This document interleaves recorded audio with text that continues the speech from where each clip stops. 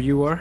Alrighty. Are we unmuted? Yep, we are unmuted. Oh, we are unmuted. Okay. I'm gonna start the recording and there we go. Hello, ladies and gentlemen. This is round one of the ggClassic, hosted by LeagueCraft. My name is Silverdirge, and with me is Frodan. Hey, how you doing? Awesome. And we are bringing you game number one between FEU and Worldwide Wipers. Yeah, this is going to be a great matchup. We do see that these teams are pretty relatively equal, at least cracking the upper echelons of Gold League, some scratching into the Platinum League. So very, very qualified people in general. And it's cool because we get to see the teams that not everyone knows too much about. Of course, we have other teams like TSM, Dignitas playing on the other streams, but we're proud to bring you these two great teams, FEU versus WWW. Heading into picks and bans right now, we've got Cassiopeia and Kennen, and Shyvana as the three ban champions for Worldwide Wipers. FEU still taking their sweet time, but we see a typical, I guess, jungle bans there on Shaco and Shen.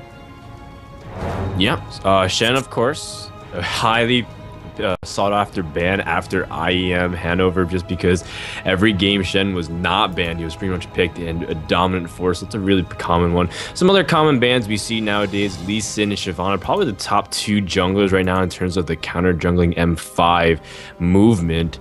And we see the first pick here is Janna, a very solid support. In fact, I know Xpecial was talking about how Janna and Nunu just seem to be the go-to supports because their hardest counters, which would be Soraka and Sona, have seen a pretty big nerf. So no surprise there as our very first pick of this game. And of course, not a jungle Janna, as interesting as that would be, but a good secure for Lunal Retic, taking Janna for the team.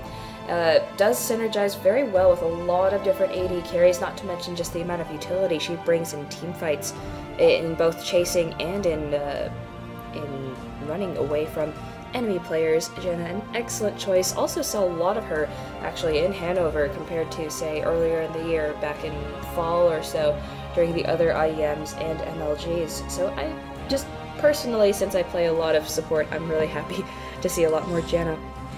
Yeah, and Janna's actually just a fun support to play. I mean, with all due respect to everyone else's choice of support, I think Janna is one of the most fun.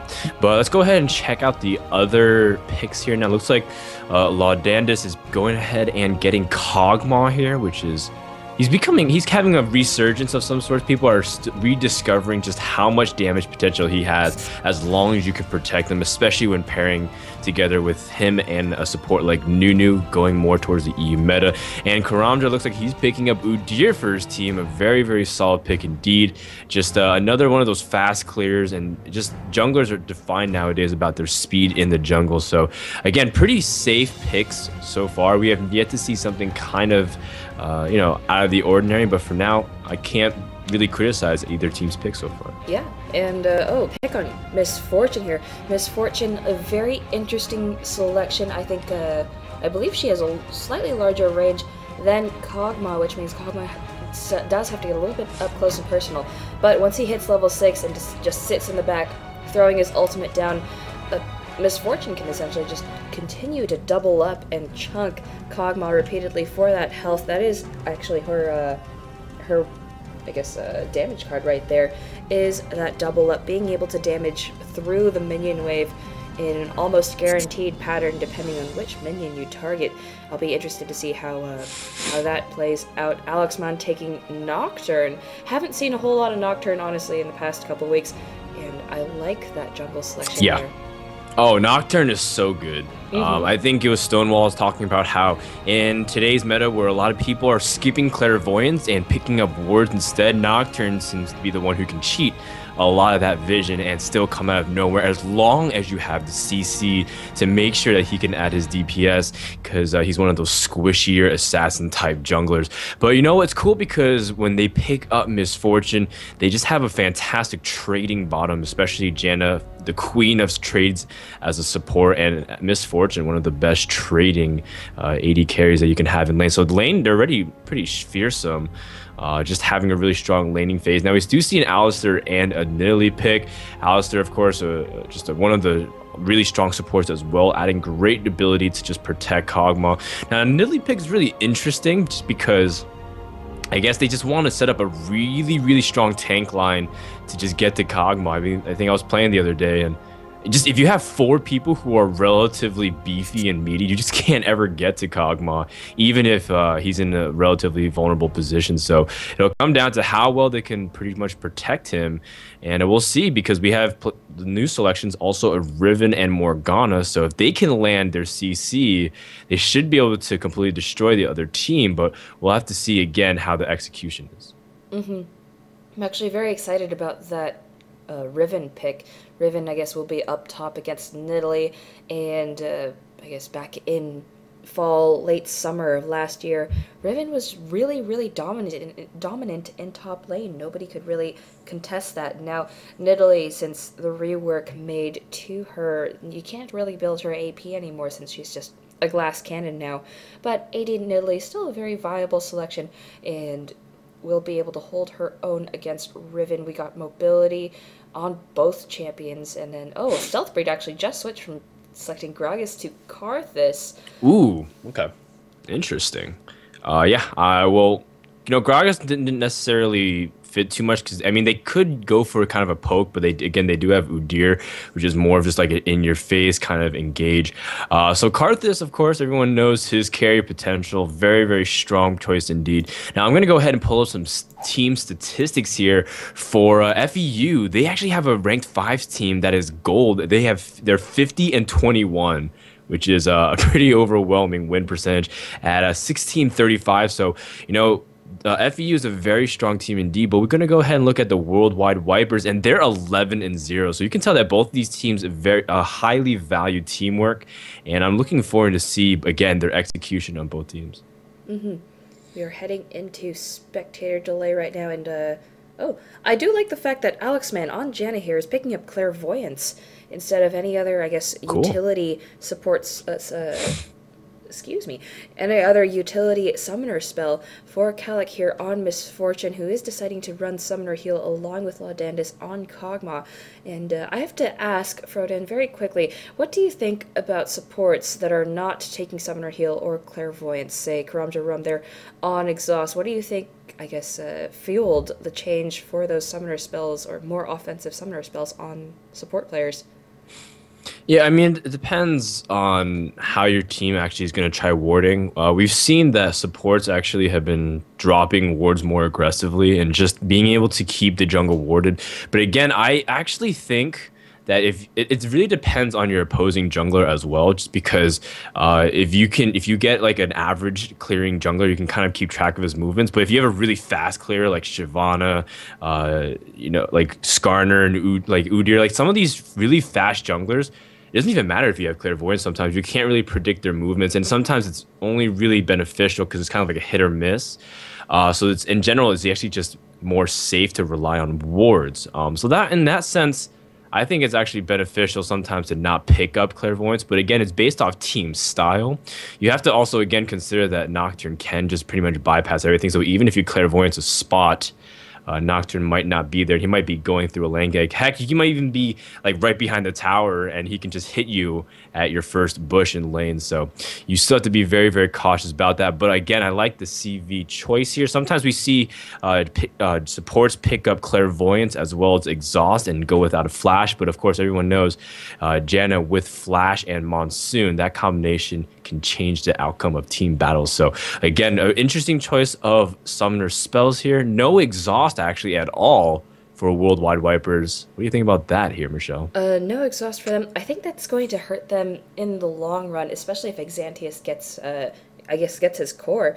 Nidalee, not so much. She can just sit in the back, chunk spears all day and just run around with takedown in Cougar form. Laudandus, on the other hand, I think having Laudandus and Exantius, if they decide to go with that attack speed kind of orientation there, that's not going to help Worldwide Wipers very much, unless if they can manage to burst down their opponents fast enough that it's not a problem. And we do see double ignite on this team, so I think it'll come down to team fights essentially, since Morgana If Morgana shuts down Karthus, if Riven manages to, I guess, also dominate Nidalee in top lane, I don't think they really have too much to worry about, unless if Exantius and Laudendis just get way out of control, which is likely, or it can happen, but I don't think they should have anything to worry about. Absolutely. So as this game gets started, guys, thanks again to the ggClassic for hosting this, as well as the sponsor Gaming Stack Exchange, where if you go up and sign up for an account, basically it's kind of like a Yahoo Answers kind of situation, where if you answer well, you get points. You can win things like free RP and free gaming consoles. Now, of course, having gaming consoles is cool, but there's some pretty neat skins coming out, and I could use an RP card myself. Go check out gaming.stackexchange.com, where you can get all kinds of cool prizes. And they are the lovely sponsors of this tournament, bringing you this game between Worldwide Wipers versus FEU. So as we get ready to kick off here, Michelle, do you have any last thoughts going into this game here? Last thoughts going into this game? Not quite, except for we do see some very fancy skins. Yes. The team with more skins statistically does better, so we'll have to see if FEU is going to be able to take it up here. Although recently you can see that I have like a lot of those skins, actually. I'm not ashamed to admit it, but I'm a big fan of that Nocturne skin, the Halloween one. I just love it, because when he activates his Dusk, it just he actually has a little ghost trailing him the whole time. It's really cute to see. Yeah. Yeah, I have to wait for the game to load. Since I am running in windowed borderless, sometimes the client manages to only show in the bottom right-hand corner of my screen, so I'll wait until they all load and then adjust for that. There we go. And all right, fantastic. So we are in the game now, of course. We'll have to see if either team chooses to invade. And honestly, we'll have to see what actually is going to happen in the next couple of minutes here. But Michelle, go ahead and introduce our teams in the blue and the purple corners, and we'll get started. Okay, ladies and gentlemen, we have Federal Extreme Union, also a team completely from Carnegie Mellon University. Here in the top corner and the bottom corner, we have Worldwide Wipers, looking for a chance to defend their red buff, but very excited between these two teams. I believe it will be a best of 3, so I guess we'll see how these guys play. Yeah, so it looks like we do see Federal Extreme Union here trying to move out and at least try to see if they can prevent double golems being complete here. Now, everyone knows that with the recent buff to the golem speed, it's a little bit more difficult, but it's still doable, actually, Michelle. And especially with Janna, you can actually do it without taking any damage, really. So having that lane advantage is huge, obviously, and FEU does not want Worldwide Wipers to start with that kind of early game advantage. Mm-hmm. And we are seeing, I guess, Nidalee here. Oh, French maid Nidalee, planting down as many traps as possible. Pings going down by FEU, keeping an eye on them. Oh, they have pinged the tri-bush here, so I guess they have kind of an idea of whether or not they'll be down there. But yeah, and I like it just because right now, if you even look at Worldwide Wipers, their composition is extremely safe. I mean, Morgana is one of the hardest people to gank, especially with that black shield and the spell immunity, and of course Nidalee. Oh, just kidding. I actually, for some reason, I thought Nidalee was actually on Worldwide Wipers. Riven is actually still hard to gank too, because she has so many gap closers. So it's a pretty safe lane overall. And we'll have to see if Karthus, I'm going to be the one that's looking at him. He's the one who's going to have to be the difference maker, because we have pretty safe lanes throughout. And especially with Nidalee, even if you're Nocturne, sometimes you can just seem to pounce away from your ganks. Mm-hmm. And we see Exantius here has already picked up his blue buff. Lunalretic just finished red buff as well. We're seeing very, I guess, almost parallel jungle patterns between the two. If they both decide to head top after this, it'll be very fascinating to watch. But here in bottom lane, we are seeing, very fishy-looking Kog'Maw here. Kalik looks like he's holding his own very well still. I'm honestly expecting, depending on the aggression between either Karam Jarum or Alex Man, that could turn around bottom lane very, very quickly. Yeah, so everyone knows, of course, Misfortune is fantastic early game, especially with trading with that Janna shield. So lot has to be really careful because Kog'Maw is very vulnerable early on. But for now, again, both teams playing pretty cautious here. Although we see a little bit more aggression here from Stealth Red as he does pick up Karthus. Now, one thing to really keep in mind is that Udyr actually picked up a ward very early on to potentially get any good vision on Invade. So we do see that FEU is going to go for more of that map presence early on, which I really like. We've got Xanthius running about. Oh, looks like he might be in for an early gank, or just going to ward that really quickly. Oh, pings here on Luna Ratic. That ward went down just in time to catch Nocturne here coming up.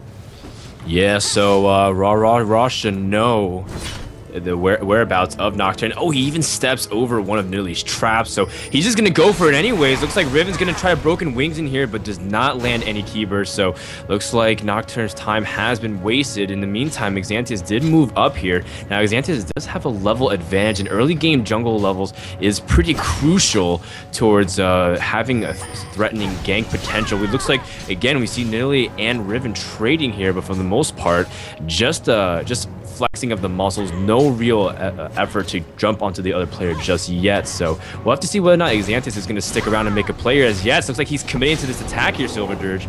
Yeah, and here comes Xanthius. Doesn't look like he'll be able to catch Yetz, who does burn Flash here.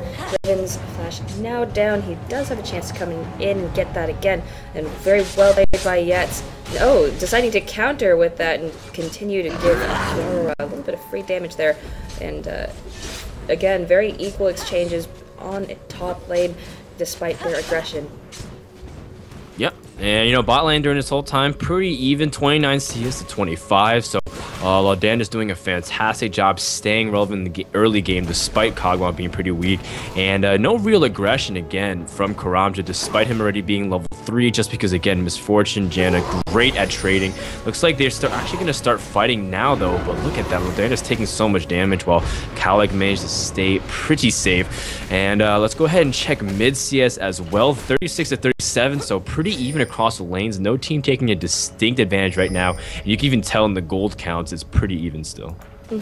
Wards being placed down here through River, so both teams fairly well defended here in bottom lane. Again, Yetz still in top lane, doesn't really have any vision. I think given the amount of awareness that from just judging from the pings thrown down by Worldwide Wipers, I don't think they have anything right now to worry about here. Looks like we do see Yetz is jumping on Raw, taking a couple tower shots here, but again, this is kind of what you need to do as Riven. Just put on your aggressiveness, control the pace, and that's pretty much where Riven's groove is. As soon as she can start doing effective trades, just popping in with her Shield of Valor and then being able to really just trade well with Broken Wings, that's where Riven's comfortable. But then again, she's up against Nidalee, one of the toughest laners to go. Looks like Nocturne's going to come over here. Oh, a Mist Dark Binding. Looks like Stealth does activate the File, and there is the Soul Shackles, the Ignite, and the Binding. Will he be able to finish off as Karthus barely steers alive? Stealth Brand doing a fantastic job here, barely coming out of that one without giving first blood. So that was a really close call there, Silver Dirge. And that's a burned ultimate and Ignite on Perzo here in mid. Very well played by Stealth Breed. Yeah, and so he's going to be forced to go back. So, there was implications, but again, Luna has been trying to gank a lot, and he's actually fallen pretty behind, just hitting level 5, while Xanthius has been able to pretty much just free jungle. So despite them having even CS, you can see a slight edge to Xanthius, but again, no team giving out first blood just yet, because I mean, that first blood, just mentality-wise, is really good for momentum. And we are, I guess, 7 minutes into this game. Both teams have almost the full teams at level 6 here. We'll see, I guess, once that happens. Bottom lane, much more exciting. And Karthus already has Requiem, as does Morgana with the Soul Shackles. But I guess once team fights go down, I wouldn't be surprised to see the first blood happen around Dragon. Oh, Clairvoyance does go down. They do see Stealth Breed has picked up blue buff. Yeah, normally, of course, you would like to keep Karthus off blue buff because that way he can lay waste forever. But hold that thought, Rah again fighting Yetz, and Yetz taking a very strong trade advantage and doing a good job there as she's been generally setting the pace here. But CS-wise, they're still relatively even, so despite the fact that Yetz has been the one initiating, she's not been able to take a substantial lead in lane. Looks like Lunaretic is again here in mid, waiting to jump onto Stealth Braid. This time he is 6 though, so Nocturne does have that Paranoia up, ready to burn down. Will he be able to do something? But again, looks like he's just wasting his time here. Yeah, Stealth Braid I think has more, I mean, after that first gank, they do want to shut down Karthus really early, it looks like. And yeah. Lunaretic caught between a rock and a hard place. And unfortunately going to be missed by that ward, giving Stealth Braid, sense of safety. There's the exhaust going down and the ult on the Stealth Braid, taking a lot of damage here, and he will go down to Rizzo. And there's Requiem to take down Lunaretic in reply. Very well played by Morgana here. Yep, and the most important thing is taking Stealth Braid off of that blue buff, just because, again, lay waste is so critical for cards to control lane, and just giving it to Prizzo is just going to make it that much easier. So First Blood does end up dropping here, but a nice little pickup there for Stealth Braid. He's not going to fall terribly behind, just the fact that he's going to be out of CS and out of EXP. Looks like Xanthius trying to soak up some EXP does get caught by a Binding and a Tormented Soil, but again, no, not that big of an issue because Xanthius gets to go ahead of Nocturne here, but he's taking way more damage than he should. Prizzo's doing a fantastic job. Whenever he hits those bindings, he's doing a fantastic damage, but looks like Stealth Braid finally getting back in the lane. Now, he did manage to get Sork boost, so he's getting boots too, so he can dodge those dark bindings and be able to escape easier, because boots 1, you're not going to be able to get away from a Nocturne that has a sphere on you. And speaking of Nocturne here, I want to take a look at his first item of choice. Did manage to pick up the Wriggles, the very first one here in this game. And coming up top lane, just through the lane, looks like he might just cover it for Yetz, who's continuously been trying to blue pill, but unfortunately, Rah here on Nidalee doing a great job keeping him from doing that. Will get caught here by Lunaretic. Here comes Morgana from mid to try to chase her down, but this is Nidalee running through the bushes, and you will not be able to catch her. Yeah, of course, for those of you who may not know, Nidalee's passive allows her to run faster when she's going through a bush. Now, I like that. Rah knows Riven is trying to back, so he's just going to go ahead and stall her from doing so. So, again, lots of good, smart little things done by both players. Looks like Rah again trying to stall Riven from going back and just delay her, make her waste more time, lose more CS, more EXP in lane. So those are the small things you can do if you're a top laner to be able to get an advantage. But looks like we do see a warding attempt here. Looks like WWW trying to set up a more Dragon Vision here, potentially gonna try to see if they can swing something. But for now, let's go ahead and check on bottom lane. 90 CS to 89, so still pretty even. Bot lane showing pretty good play overall. Neither team really overextending, and I like that, especially if you have a Kog'Maw on your team. You don't want to overextend. And Karamja Rum with that pink ward. Will get some free damage off by Kalik running from Misfortune and Janna. There's the Nocturne ultimate on a lot. His flash has been burned, and he will waddle his way out of there to safety. Yeah, but it looks like we did see Prizzo's coming in here. Xanthius does try to see if he can go for the tri-bush, but it looks like she does miss the dark binding. Looks like Worldwide Wipers is not giving up on this just yet. Looks like they're trying to set up for Dragon, and will FEU be able to stop them? Looks like Xanthius does drop the ward, but great job there from Alex to drop the ping just before that to immediately deny vision. And now FEU just does not know whether or not their opponents are doing Dragon. So we're talking about before that, you know, FEU wasn't overextending, but because they were getting denied vision, they were just unsure whether or not to move out, so you can't really blame them. But for now, looks like they drop reactionary pink wards and gonna deny vision back to Worldwide Wiper. So great job here, being very vigilant about having vision control and having sight on that dragon. And speaking of sight, nobody else on Worldwide Wiper still has a ward up. I think they have a feeling that if they back up anytime soon in the next handful of minutes, FEU will be taking that dragon for their own, because they're already all the way back at base. So well done by them to have so many wards. Alexman taking a lot of damage here by Laudandis, and here comes Xanthius rushing in. Comes the exhaust. And looks like Xanthius is trying to rush in here. Oh, the good monsoon there from Alex. But Silver Dirge, do you think this is actually going to work here? Lunaric is just around the corner, and Nocturne's going to set up for a counter gank potentially. Oh, Laudandis taking a lot of damage. Little Reddick trying to come up there. Stealth Breed showing up just in time here. Oh, excellently played. Stealth Breed taking down Kyle, and Little Reddick will fall next. And Prizzo trying to take down Laudandis with her. Laudandis does fall to the tick of Ignite. Alexman and Prizzo trying to run away from there as fast as they can. And Stealth Breed, this guy is clearly the Grim Reaper, is still alive after all of that exchange. I have no... I mean, he had Ignite on him. He barely managed to get out of the Soul Shackles there from Brizzo, so he did a fantastic job staying alive. He did not add the greatest amount of DPS, though, because half the battle he was just running around defiling, but his real damage is in the layaways, and if he's able to get those single target bursts onto his opponents. So, you know, despite the fact that him staying alive, he almost cost his team a little bit too much there because he wasn't able to add damage, but... no worries, FEU is actually still up in gold very slightly, but it's still pretty even across the board. No one really taking a huge CS advantage. The only one maybe just going to Morgana, 126 to 111. But other than that, this game is still too close to call, Michelle. I'll be very excited, actually, once a team fight breaks out, just like the ones similarly here in bottom lane. Everybody reacted just perfectly, just right, and we can tell just from that single battle that these two teams have excellent teamwork as well as excellent awareness and where the opponent is. I guess it's down to whoever makes the first mistake, but neither team is letting up right now in game number 1.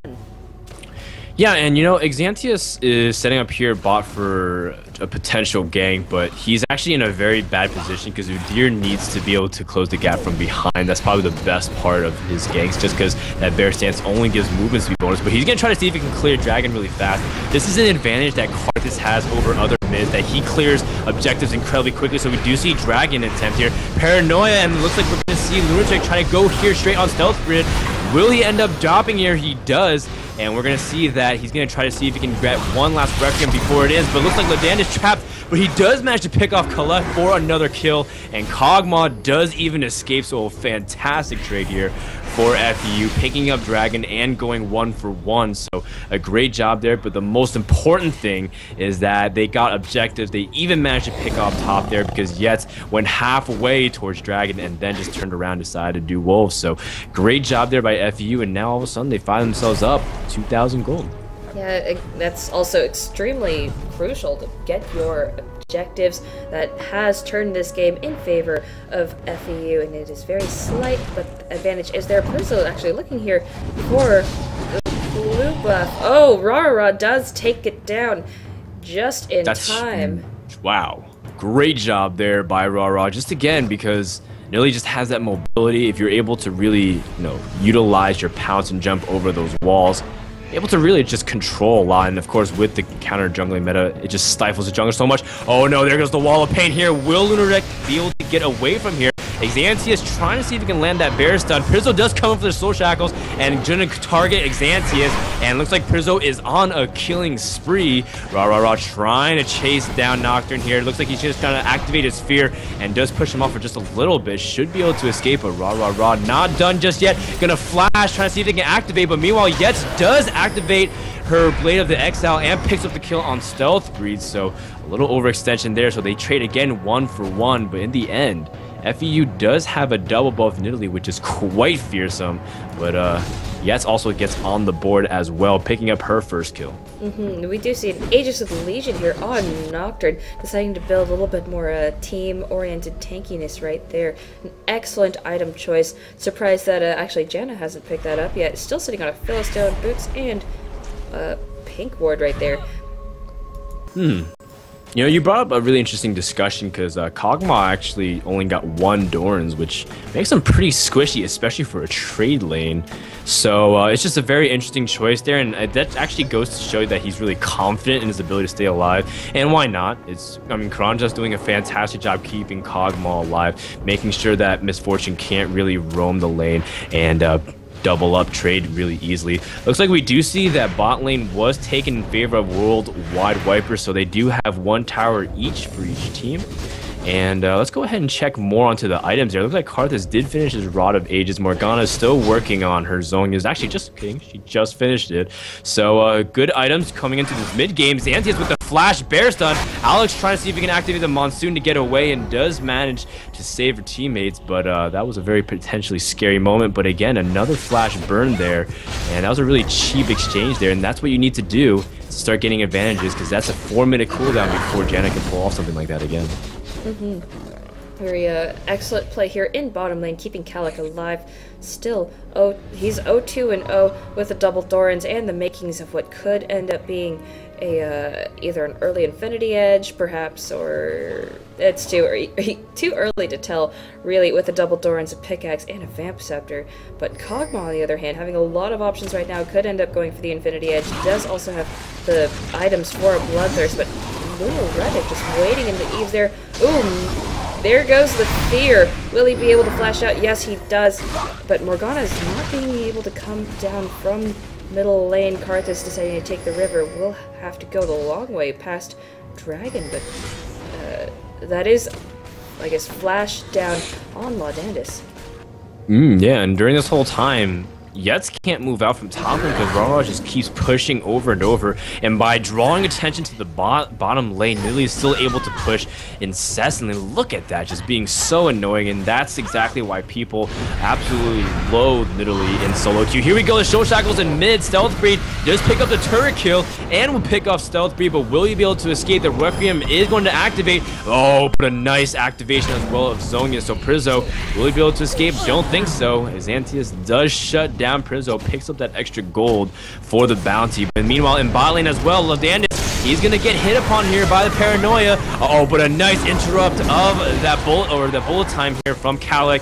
Calic does manage to trade kills, and the question is, will Karamja live here, Silverbeard? Looks like his time on this planet is short-lived. Yeah, and this cow is running as fast as possible, but wow, just also trying to at least juke or pressure Alex Man a little bit, but this is Janna. She's got extremely high movement speed compared to the rather slow lumbering that Alistar has a tendency to have, but in the meantime, excellent exchange. Rara also taking down middle lane here. And we do see Kog'Maw has picked up an Infinity Edge, very fearsome item on Kog'Maw. Oh, that's huge. The fact that Misfortune does not have that yet, because again, the difference between the pickaxe and BF Sword and Infinity Edge is about 1,200 gold, so that just shows that Kog'Maw is doing a very, very fantastic job indeed getting that gold. So Misfortune, you can see that she's about 800 gold behind, and just having that Infinity Edge means that Misfortune can't really engage on Kog'Maw and trade anymore, just because she could potentially take too much damage depending on that critical damage. So right now we see that Calic's actually trying to just farm jungle, be safe, not trying to move up at all, and that just shows that she's a little bit uneasy about moving out. But mid towers are now down as well, which does mean that wards are going to be ever more important in terms of map vision. So we'll see both teams being a little bit more aggressive with how they control each other's vision. You can tell with the oracles being put on here to Alex and pink wards being dropped all over the place. Excellent pink warding here by Karamja. Unfortunately, that green ward does still give him vision. Nocturne's Paranoia is still down, won't be able to steal that. Alex Man looking for the steal, as does Calic, but no. That will be the second dragon of the game, going to FEU. Yeah, and you know, we've seen teams in the past like COG actually not really care too much about Dragon, but in the end those things stack over time, especially if you have a gold advantage, and it's the biggest for players like Kog'Maw. Laudandus is if he can get that gold advantage, he'll have items on Misfortune the entire time. Looks like we do see that Lunar Reddick is getting a little bit more aggressive with warding, but again, look at Rara still pushing so far, being fearless and still harassing Yetz non-stop. And are they gonna actually do anything about this, or just gonna allow Nidalee to push all day? I would be very fascinated to see if they do allow for that. We do see a Frozen Mallet and there's Wiggles here on Rara trying to exchange, but Yetz does have the lifesteal. Rara is just naturally tanky. Well, they're exchanging here, and looks like for a while, Yetz actually activates her ultimate, trying to see if you can just push back Rara. Oh, a Dark Binding whiff there from Prizzo, and looks like Ra actually caught between a very awkward position. Is he gonna be able to get the pounce in time? And she does, but the Dark Binding follow-up does end up getting it, and looks like Yetz even flashes for it. A little bit unnecessary, I think, but in this case, they're gonna try to actually move to take Baron because a huge part of their health tank line actually just went down, so that could have been very, very costly if this Baron ends up going to WWW here, Michelle. Yeah, and yet Lunaretic and Prizzo have started on it. Alex Man just came up. Stealth Braid and Xantius trying to stall for time as best as they can. And Lunaretic taking a lot of damage there, but wow, this is a 4v4 right now. There's the Requiem. An excellent play there by Alistar coming in there for more kills. Monsoon does go up, so does Bullet Time. Laudandus falls, but here comes a KP surprise. Kalik stuck between 3 members of FEU, and that is a 3-for-1 exchange. Yeah, that was not the best positioning because they were trying to force a Baron, but Kalek was actually completely separated from his team and not able to get into position. Now it looks like Wipers are trying to signify Prizzo back. Prizzo trying to see if he can get that pick-off kill on Stealth Breed, but not able to do anything of the sort. And again, because Misfortune is just so critical towards your mid and late game damage, that trying to do Baron, they were never really in threat of taking it. So just like you were saying, Lunaretic took way too much damage from Baron and was fighting already at half health, and good call there from Stealth Breed to activate Requiem before the fight began. All of a sudden, Karthus, who is down, I believe it was 1 and 3, is now 4 and 4, and his death cap is finished, so he is going to be quite fearsome with all those lay wastes, especially in team fights. So now we see that FEU is really starting to become quite a force to be reckoned with, especially Kog'Maw picking up that Zeal. So a lot of items are starting to come into play here that's really going to put a fear into Worldwide Wipers' hearts. And Karamja Rum here also has the Oracle to counter Alex Man's Oracle. We'll see nothing but Ward Wars between the two support players, and Rara still just poking away at Yetz. If I were Yetz, I'd be pissed off right about now, because I'm not able to leave my lane at all. Karamja Rum clearing out a lot of the wards for Baron, which is still up, and they're just trying to remain as prepared as possible. Uh-oh, looks like we're playing the game of hide and seek if they can find them. Looks like Ra and Yetz still jumping on each other. Looks like Alex is trying to see if he can come in for support, but looks like we see Yetz pushing back Ra. Now, something important to note is that Blade of the Exile was used, so the other, so FEU does know that Riven's ultimate is down, so if they engage, they would want to engage sometime before the cooldown is refreshed, because it is a pretty relatively low cooldown. So we'll have to see whether or not FEU choose to engage here, or at least try to get a better position, because for now, it looks like they're just going with split pushing, hotshot GG style, where Ra still trying to push his top lane, and that top tower is pretty weak already. So if they let her get that far, it could spell pretty bad implications, especially if they set up for a Baron attempt.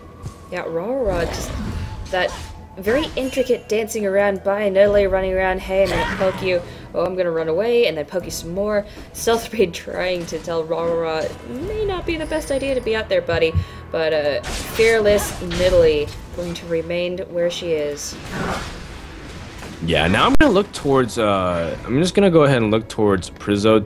She's the one that has to really make something happen, because we've seen Lunaretic jump in immediately and just get lit up, because he doesn't have that much health. In fact, the only health source he really has coming from is his Aegis of the Legion. So he's actually relatively squishy too, because he didn't actually get that many ganks off. We're gonna see an attempt here to maybe secure blue, which would really hinder Karthus, but they might actually be giving up Baron instead.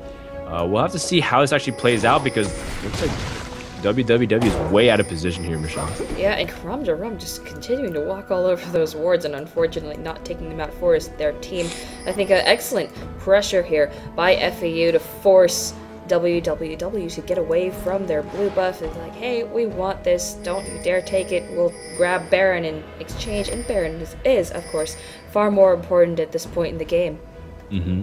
Yeah, absolutely. Now, one thing also to consider is that we do see that FEU actually has a Shirellia, so that also allows their engagement to be that much stronger. Xantius can get in, just hug everyone, and just temporarily stun them. So he's able to really get in there and do everything he needs if they allow him to, because the idea is is WWW able to get off their damage on their terms? They have a lot of people who can't necessarily be the target of damage, and that's kind of probably their biggest flaw in terms of team fight. They don't have that strong of a tank in that sense. They don't have someone who can really take punishment because Riven and Nocturne are pretty relatively squished, and they don't want to be the targets just yet. So and that's kind of the whole idea of Nocturne. You want to eventually be able to build up so you can take some punishment, but for now he's just trying to act as a role as an initiator instead. And I guess right now both teams are still trying to feel each other out. Neither team really want to bait Baron in a sense. They don't want to take too much damage, especially for WWW, because we were talking about that they already have low HP. So both teams really cautious because the next mistake could really cost them pretty much the game. Yeah, and we've had this standing off in front of the Baron vicinity for a long time now. Rara trying to take out a little bit more of the jungle, or at least pressure people to wander back and forth. But in the meantime, FEU is also trying to take Baron. I believe, and just from the way they're moving around, they look like they know they have the advantage, or however slight it may be. And Dragon also actually just came up here. Xantius trying to solo that himself, but looks like that is the full 5 members here of WWW. The FEU here coming to try to respond to this. Looks like they're trying to go for a Dragon Tap. Oh, Xantius does get caught by a Dark Binding, but it's just all smoke and mirrors. They don't actually want to engage here. Ladan is getting very aggressive. Trying to see if he can just pick off some damage. Ladan does get caught by a Tormented Soil and a Dark Binding, losing 3/4 of his health for basically just a little bit of damage. But oh, looks like Stealth Beat lands some really good lay waste. Looks like we see Yetz here gonna go ahead and flash Keyburst. Lunaredic jumping on Ladan, trying to see if he can pick off the kill, but for the meantime, Stealth Beat is left all alone. That is definitely not what you want to do. Can Lunaredic be able to pick off someone? Looks like Ladan does pick up the kill. The Requiem does add some great damage onto the rest of WWW. As you see, a lot of them are in half health. Alex activating the Monsoon, trying to reset the fight, but the engagement is still on the hunt. Ra at full health does manage to pick off Oracles, and a huge kill there for FEU. Will be able to pick off Collect. Looks like she is really weak. Ladan is trying to add damage from afar, but in the meantime, we do see that Xantius and Karamja are working on Baron, and Ra doing a good job pushing them off here, making sure they can't get to it. Needs Kog'Maw to finish off Baron because of that Arcane Barrage, but for now, Ra doing a good job really preventing Prizzo and Yetz from stopping Baron right now. Yep, and Prizzo, oh, they're going to continue dancing with this middle lane. There's the Dark Binding and Tormented Soil. Ra taking a lot of damage. Ooh, missed ultimate there by Prizzo. Ra is running. Oh, does get picked up by Yetz's ultimate, who does also manage to see Baron being taken just in time for it to go down. Laudant is turning around to try to take someone down, but nope, Yetz is going to be running out of there as fast as possible. Very well played. Even though Ra does go down, she secures Baron, at least for the main damage dealer of their team, which is Laudandis here. Looking at a very fearsome Kog'Maw indeed. Yeah, you know, despite the fact that, you know, they traded relatively even kills, or actually not even really that even kills, but the idea is that they still are on even kills. FEU's just been able to secure those objectives, and now that they have Baron, Wipers won't be able to really push on them whatsoever. And now that you see that Kog'Maw is becoming really fierce. I mean, he finished up his Phantom Dancer. He's also getting his Chain Vest, so he's going to be really strong in team fights.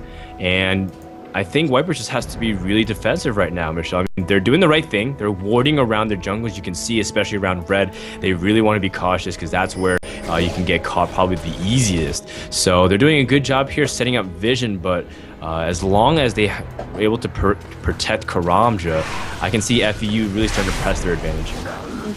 And Karamja doing an excellent job, I guess, keeping the entire WWW team off of Laudandis here, who's just being allowed to, I guess, throw that little green spitball at everything that moves. Excellently played here. FEU, I think we can expect them to be pushing with that. They don't seem the type to just sit on that Baron buff, but on the other hand, they have lost vision of the majority of the map that they want to be out in right this very moment.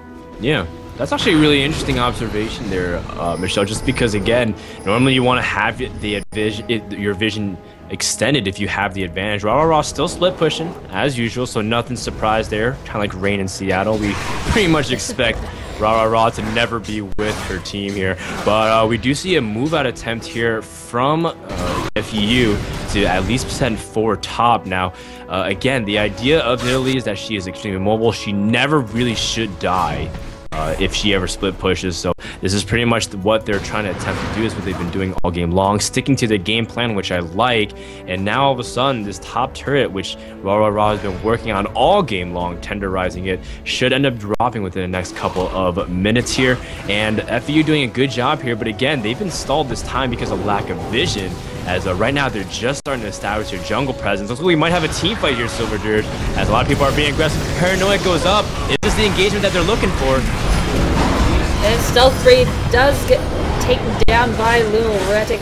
Rizzo also, oh, there goes Karthus, and we've got Janna doing an excellent job in keeping Calic alive here. Calic running, and oh, actually deciding to turn around and go back in there. Karamja Rum playing a little greedy. And does fall. That is a 2-for-2 exchange. Laudandis and Exantius with Baron buff still very low on health. And I think, oh wow, Riven with that lifesteal. That is what kept her alive that whole time. And I guess for the majority of this game, that is just absolutely disgusting. The amount of, oh, does flash over the wall, forcing Laudandis to flash instead. And oh, Ignite has gone off, but unfortunately he's got more than enough health to survive. Exantius clearing out wolves. There we go. PvE. That is what this game is all about. Yeah. And we've been seeing Yetz really started picking up turns of team fights. In fact, oh, she sees Exantius. Looks like Rah does pick up the outer bottom turret. So again, split pushing, I guess in the most strict definition, has worked because they traded a tower for 2 kills apiece. But they did trade a couple players with Baron buff as well. So it's all about give or take. What FEU values right now is taking objectives, and that's pretty much what they've been doing. Now, the most important thing is that the key players stay alive. Kog'Maw stay alive, and you know, Exantius was able to stay alive as well. So some of the key pieces did stay alive, but they did lose the Oracle. So Karamja has to re-buy one. Now let's go ahead and focus back on Rah. She's still pushing, but with that health reduction, she's actually not able to really heal as easily, so she's gonna have a harder time split pushing. But again, what do you think about FEU's decision to just keep going 4-1, or in this case 3-2? I think they need to decide something and stick with it, because right now they're not able to really take the objectives that they want. WWW doing an excellent job in keeping them from the targets, essentially. They keep trying to push in on top lane here. Rah in the meantime pushing down here in bottom lane, keeping Calic busy. And Stealth Breed here has picked up blue buff and either pushing down middle lane, pushing down top lane, and Rah stuck here in between the towers here in bottom lane. Yetz has picked up Guardian Angel, and Rah Nidalee on the run. Laudandis does also in top lane pick up that tower while they're deciding to go and chase her, and I guess that's despite not being a lane with Rah, I'm sure she's causing Yetz a lot of frustration right now, leaving that top lane. Annoying. That's just annoying. I mean, just watching it. Paranoia does go off here, though.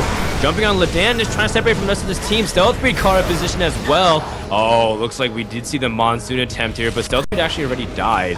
Stealth Breed gonna activate Reckham, actually picks up a double kill, killing off Kalek as well. So, great job there and great way to save it. But, you know, it's also a good attempt by World Wipers because they know that they were trying to back. So they're trying to see if they can punish them for, you know, trying to return back and base inside their jungle, as they are aware that Baron is going to be spawning soon.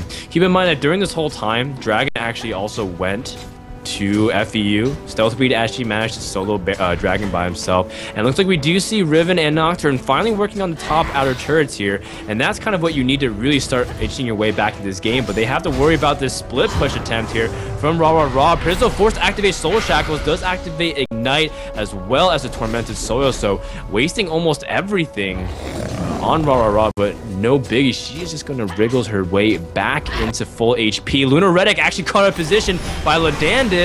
Does end up getting picked off there, and again, both teams are starting to get a little bit careless of where they're trying to return back to their base. Yeah, and Yetz, does get caught by the flash initiation by Xantius. Karamjarum taking him down as well. There goes the Randuin's Omen. Yetz does have a Guardian Angel, and it's a matter of whether or not he'll be able to run from this, but because of that CC, will definitely fall. And Rara still clinging on to life here in this bottom lane. Yeah, you know, Rara doing a good job, and during this whole time, she's pulled 2 members of Worldwide Wipers, and then the other 2 members got picked off as well, so there's only really 1 member that's kind of been around, and looks like a not or FEU, and all of a sudden you see Rara is infinitely more confident to push up because Baron does give her a lot of regen. Again, Prizzo's trying to catch her, but that's again the power of Kruger form Nidalee. Here comes FEU pushing down the middle, and they should be able to push pretty deep this time, considering that Riven is still down for the count. 15 seconds until she respawns her Silver Dirge. And without Yetz, they don't really have anybody that's tanky to just sit in front of their team. Little Reddick does have the Hex Ranger and of course, Aegis of the Legion. We do see a Warden's Mail as well, but not quite as tanky as the collective of FEU combined. So I think they're put in a very vulnerable, very soft, and very squishy place if they do decide to engage, especially since FEU does have Baron right now. Yeah, and again, they're just going to have to fight for vision, but you can see wards everywhere. If you look around red side of their jungle, of Wiper's jungle, you see that they actually double warded some spots by accident as well. So they have a pretty good idea, and that's kind of what you need to do. A lot of people say, oh, I'm going to split push.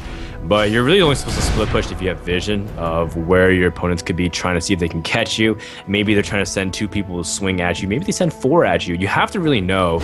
And so this is a good job there. Karamja also, again, on the patrol to try to see if they can catch any wards for free as well. But it looks like, again, they're sending Nidalee bottom, and they're going to send 4 members top from FEU, sticking to their strategy throughout the whole game, which I really admire. They're not doubting their vision for this game, and as a result, it's been pretty effective. 6 towers to 3 right now with the 11,000 gold advantage. So FEU executing very well on all levels, and we're talking about, Michelle, that this team needs to be a composition to execute well, especially to protect Kog'Maw and Karthus. Yeah, and Dan, we are seeing that split pushing idea, or I guess plan that we had from earlier is working. They go top lane, that's a full 4 members of FEU, and in bottom lane we've got Rara pressuring that bottom tower all by herself. We are down to the inhibitor turrets right now for both teams. Oh, Dark Binding barely missing Karamjarum here, and Rara still just being allowed to do whatever the hell he wants down here. Yeah, you know, he's just been able to do whatever he wants, but looks like we do see Kalak still trying to push back now.